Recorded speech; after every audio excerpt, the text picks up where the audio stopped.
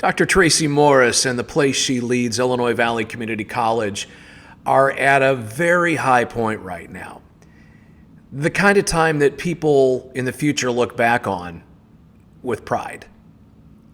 Hi, and thanks for being here again. And thanks to Kathleen Wayland of Wayland Financial at 128 Buckland in LaSalle for sponsoring Tom's Take every week. Well, last week, Dr. Tracy Morris, and I talked about the past and the present and the future of IVCC, and we talked in a brand new classroom space. You can go back and see it, or if you watched it, you know what I'm talking about. It goes deeper and more high-tech than most video conferencing setups you may be familiar with at work or wherever else. It's got technology that comes closer than I've ever really seen to virtually placing students into one space, even if they're scattered around the IVCC district. Like high school students who are getting dual credits at IVCC from a far-flung high school that's still within the IVCC district, it's much safer to have them in their schools in a setting like this that's interactive with this than it would be to have them brave bad weather, 17, 18 years old in the wintertime to get to a classroom. So they have these set up, and it's a very interactive environment. You're going to see more about that today. Today she's going to share more about the future and plans for space at the campuses, and then she's going to show us that learning space. So here we go. I think it really is at the heart of everything that I do and I say is that community colleges change lives. So the question is always, how are we going to change our students' lives? So I think that as we talk about educational innovation, updating our facilities and growing our programs, that's our three parts of our vision statement. All of those things feed into those things. So when we talk about classroom enhancements, this spring we're going to kick off, we're going to redo our microbiology lab. The space looks nice, but it's not functional in a safe manner. So we're going to do that. But while we're doing that, we're going to fix that corridor that leads into the cafeteria and do a little bit of a refresh on the front part of the cafeteria. We're going to be in there anyway, let's do it. We're moving our assessment center. The place where students come first on campus, testing is just not a really positive facility. So we're going to move that over here. It's going to be a beautiful new facility. We can do high stakes testing for people out in the community who need to come in and do a certification test, as well as our students. So that's going to fix. And then, oh, by the way, we're going to do these 3 classrooms, update them in the process because we have to do asbestos abatement anyway. We might as well do it right. Then when we move the assessment center out, we're going to move IT over here, who's being dislocated. So we're going to have a new IT area and 3 new classrooms up here. So we'll have 6 brand new classrooms, plus this one, by October of this year. And it's all about the learning environment. So I had an intern this last year. She spent some time in the classroom, did some research, and what she came up with was exactly what we're doing. We need better lighting. We need more interactive classrooms. We need movable furniture so you can put pods together. And so we've just been very methodical. You can't fix it all overnight. I can't get rid of all the old brown wood overnight, but we are slowly going to update all of our lighting. The CFLs are all scheduled for replacement. And then, of course, we're hoping very soon to be able to move on our ag building. And for the first time this last year, the students helped vote on our core values and our mission vision. So we did some of the work on the front end with our planning council, and then we had a couple of us in the student life space, said, hey, if you come in here and vote on this, we'll give you a free t-shirt. And so they came in and told us what was important to them. And they helped drive our core values, and they helped drive some of our high-level strategic, what do you see? And facilities came up over and over. Now, they also want a heated covered parking garage and walking in. And so do I in the winter. Yeah. But when I was a student here, parking lots 3 and 4 in the back, you'd have cars there. Not a lot, but you'd have cars there. With the advent of the parking lot 7, which is attached to the end of the CTC, now that it's close to the building, parking over there has exploded.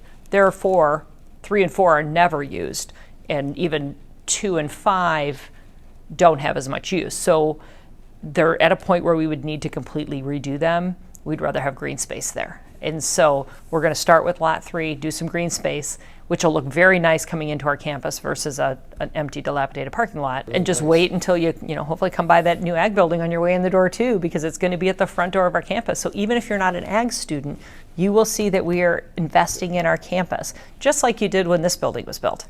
I still have people come up to the college like, I didn't even know this building was here. I'm like, it's been here for 10 years. Come visit us. But the CTC is a gorgeous front face for this building. And I would assume that anytime the Miller family would come here and see it, it just touches their heart. It does to me every time I go in, because they made such an investment in this building. And then Dr. Mary Margaret Weig invested in our cultural center.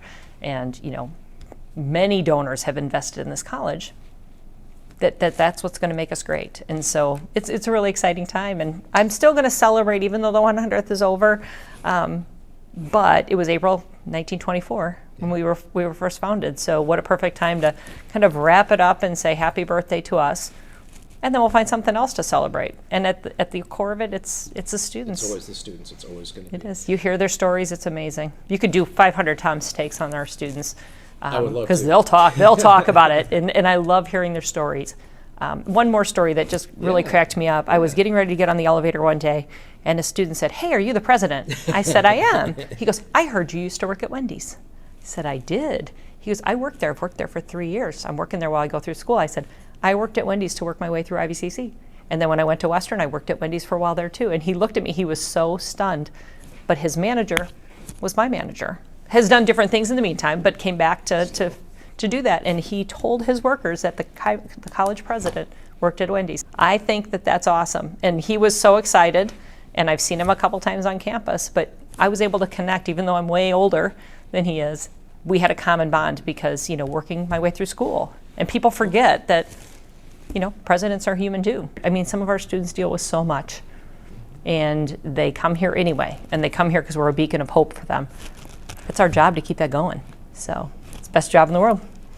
But what I love about this classroom is really the neuro-inclusivity of it, is that if I have a different need, if I'm in a wheelchair, if I have mobility challenges, there's a desk for me. If I need to sit in the front or I need to sit in the back or I feel more comfortable because of something, then I have the option to do that. So it really is, instead of everybody, even if I'm larger, maybe I don't fit as well in a traditional desk.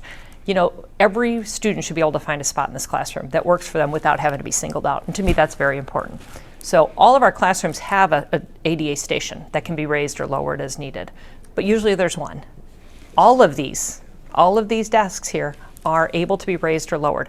If I have a bad back and I need to stand, I can raise or lower any of these without disrupting the classroom. I can just step back, stand up, and when I want to sit down, I can sit down. Welcome to one of our new distance learning classrooms. So as you can see, we have multiple learning options. We have a collaboration space with a whiteboard. We have tables and chairs so that you can sit however you're comfortable. You can stand, you can sit, you can perch on the back, you can sit backwards in the chair if you want. It all works. Designed for that. It's all designed for that. College students. It's all designed, and then this goes up and down to any height. So if you have a chair, a wheelchair, or you want to stand. We have some soft seating if you like to sit in the back. Maybe you need something a little bit more cushioned. You can also move this table if you need, if you have a wheelchair, so you can be in the classroom in whatever way you want. Those are a little bit more comfortable. Not too comfortable, you can't fall asleep. No, that's just it. And then we have more of a traditional desk over here. So what's great about these is that before you sit down, you can move it to left hand, right hand. So if you are a lefty who's been forced to sit in a right-handed desk, and then these are all on wheels, so they easily move around campus. And then the really neat thing is all the technology. So we have 2 computer screens on the front, 1 computer screen on the back, with a very easy touch screen to activate. This screen would have my PowerPoint presentation or whatever I'm doing, and then I can see it on the back wall so that I don't have to keep turning around. And then this one has a fully interactive board in it. Is this a whiteboard? It has other things too, but yes, I can hook my laptop up to it if I want. I can put a video on here. This is more the interactive one, and then we have cameras here, microphones up above, and it's very easy to use. So when they did our training, it took about 5 minutes to do the training. You go over, you push a couple buttons. So here's my e-board. So then anybody who's in the other rooms Hi, Tracy. can then also write on it, and it will appear here. So I can do some math equations. Oops, I just erased it. And everyone else who's plugged into this then would be able to see it. And then I can erase. I say, oh, it's not 4. See how easy it is to use? Oops, I got to get back to my pen.